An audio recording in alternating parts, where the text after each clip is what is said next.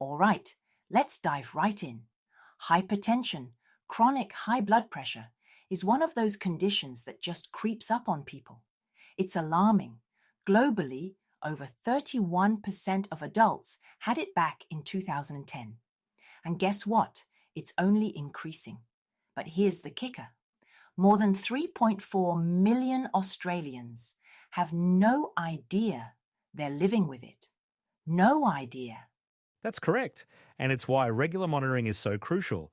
Hypertension often doesn't show symptoms early on, which is why it's dubbed the silent killer.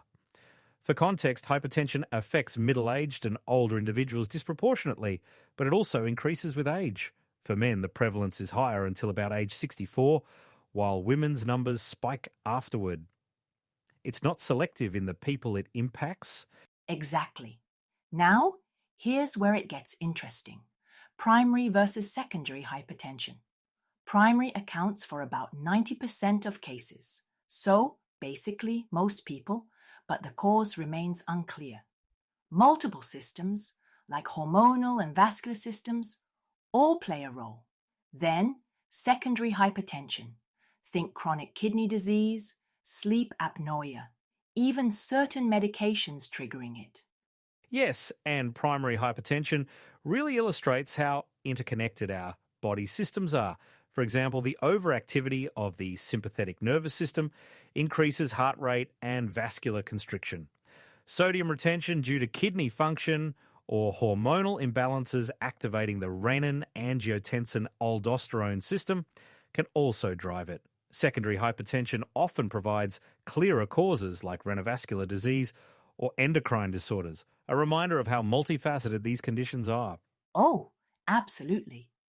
And let's not forget the environmental and lifestyle factors: excess salt, obesity, lack of exercise. I have to say, these aspects really highlight that prevention often starts outside the clinic, you know? They certainly do. In fact, lifestyle modifications play a central role in managing hypertension. For instance, reducing dietary sodium, keeping it under 2.4 grams a day, and increasing potassium intake through fruits and vegetables can potentially lower blood pressure significantly. Weight loss in overweight individuals, critical. And then there's exercise. Consistent physical activity can't be overstated. So good. And then there's pharmacological treatments, ACE inhibitors. They're like the gold standard, right? Blocking that angiotensin conversion to lower blood pressure. But let's also talk patient adherence. It's not easy convincing someone to cut back on salt and remember daily meds. Oh, and side effects like that persistent cough, not great for buy-in. True. Side effects like those often prompt clinicians to explore alternatives, such as angiotensin receptor blockers or ARBs instead of ACE inhibitors. The key is tailoring treatments. And speaking from practical experience, many patients do better with a blend. Lifestyle changes coupled with medications. The challenge is ensuring engagement, which often involves education and encouragement. That's where the nursing role is so critical. Explaining the why behind every step, whether it's cutting sodium, increasing potassium, or sticking to medications. Once patients get it, adherence shoots up. Absolutely. And it ties into patient-centered care, ensuring they feel empowered to manage their health effectively. Building on the importance of proactive health management, let's dive into acute coronary syndrome, or ACS. It's this umbrella term encompassing unstable angina and STEMI, conditions that demand immediate attention. What's staggering is how often it strikes. Every 9 to 10 minutes in Australia, someone experiences a heart attack. That's over 54,000 cases a year. It's a major public health concern, no doubt, and those numbers don't even fully capture the impact. Once someone has ACS, their risk of complications, like heart failure, skyrockets. Understanding ACS isn't just important for saving lives in the moment, but also for reducing long-term harm. Yes. And the cornerstone of emergency management is restoring blood flow, right? Most commonly through PCI, that percutaneous coronary intervention. It's the gold standard for STEMI cases, but if PCI isn't available, there's fibrinolytic therapy. It's the fallback option. Agree. And both approaches aim to minimize myocardial damage. But here's a critical point: time is muscle. Delayed intervention can lead to irreversible heart damage. That's why early recognition of symptoms is paramount, especially given how some patients, like women or older adults, present with atypical signs. Oh, right. And when it comes to medications, antiplatelets are a game changer. Aspirin is often the first drug given. It's so accessible and effective. But combined with P2Y12 inhibitors, it forms this dual antiplatelet therapy. Like it's just life-saving stuff. I'd agree, and it reflects a growing shift toward aggressive initial management. Another forefront of ACS care involves integrating beta blockers, ACE inhibitors, or statins early in the treatment course. Recent advancements are even exploring more precise risk stratification and tailored interventions. The precision medicine push is fascinating. But Ethan, we can't ignore the risk factors, right? Modifiable ones, like smoking or unhealthy diets, are a common theme. But there's also hypertension and diabetes, huge contributors to ACS. Certainly. And socioeconomic disparities can't be overlooked either.